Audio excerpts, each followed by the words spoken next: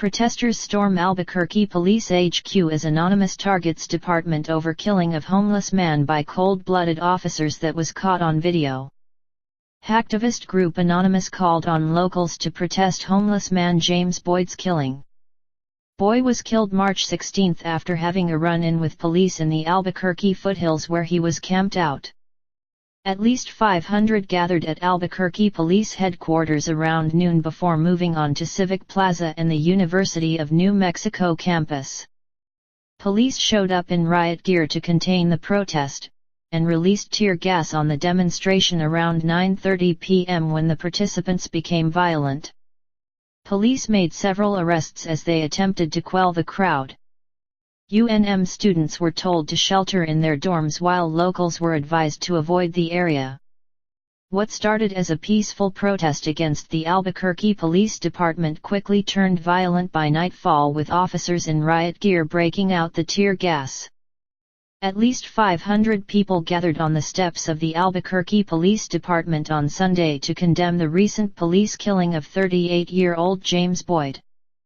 Earlier this week, hacktivist group Anonymous posted a video online calling for locals to occupy police headquarters and take a stand against Boyd's cold-blooded murder.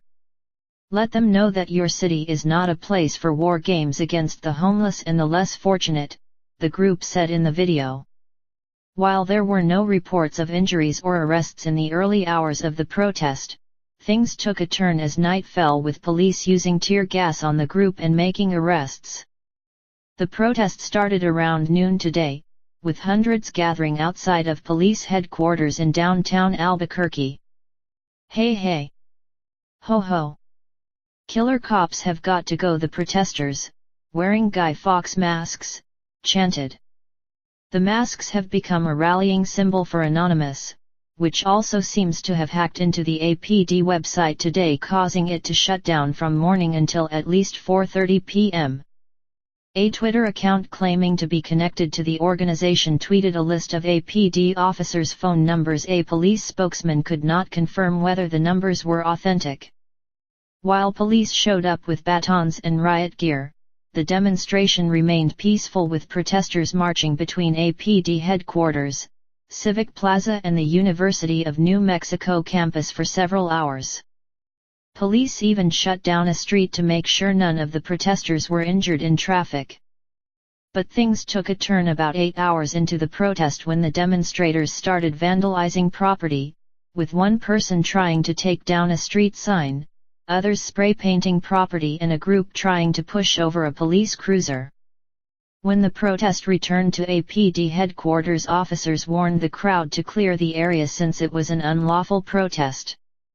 But the protesters said they wouldn't stop until the police chief is fired, prompting police to release at least a dozen tear gas canisters on the group gathered on Central Ave around 9:30 p.m.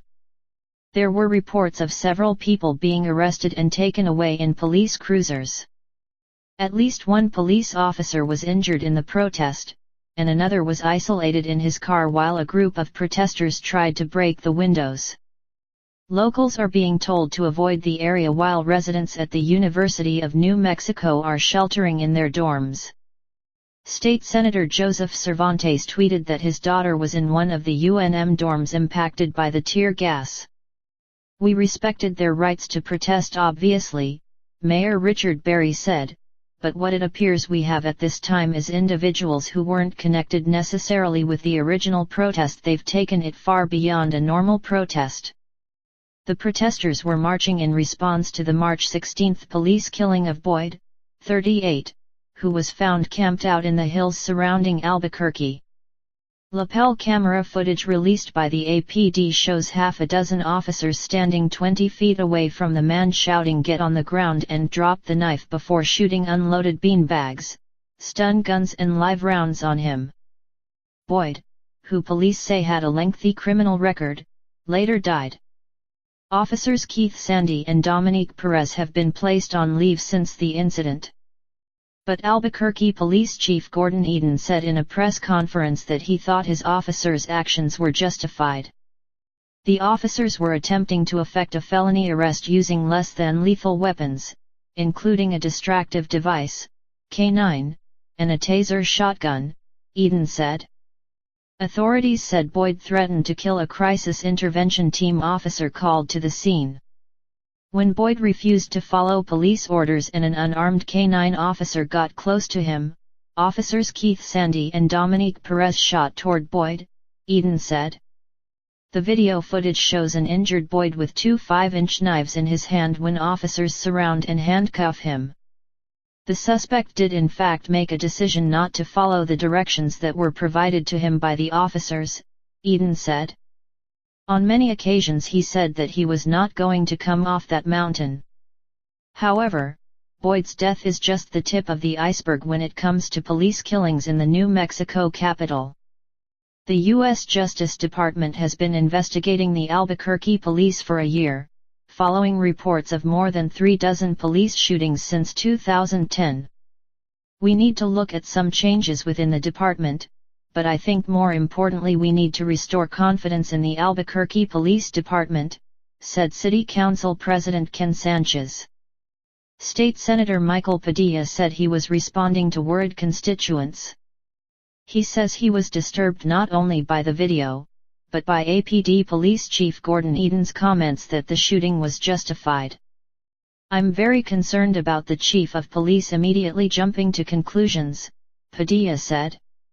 I think we all know with camera on the lapel video something definitely happened. Sanchez said he was concerned about how the public now sees the APD. We need to work hard to restore confidence in the men and women who work for the Albuquerque Police Department, he told KOB4.